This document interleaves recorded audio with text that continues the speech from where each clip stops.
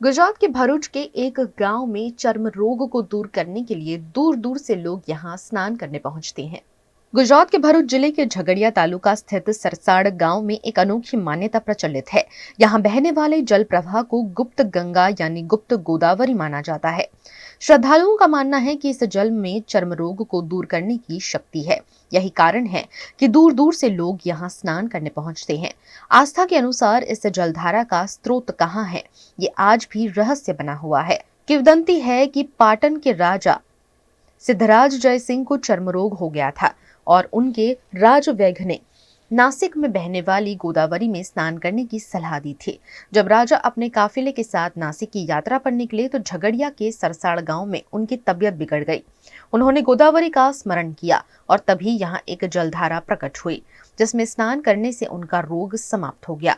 कहते हैं उसी समय नासिक की गोदावरी में स्नान कर रही उनकी रानी के कुंडल इस जलधारा में प्रकट हुए, जिससे लोगों की आस्था और गहरी हो गई।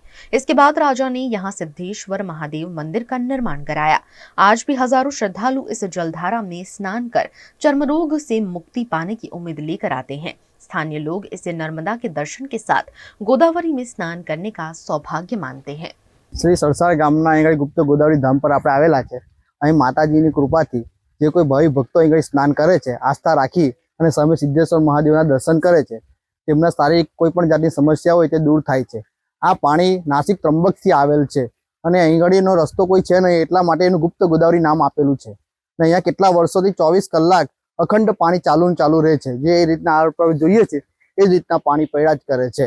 અને અહીંયા આગળ જે આજુબાજુના ગામના અને દૂર દૂરના લોકો પણ અહીં આગળ સ્નાન કરવા આવે છે।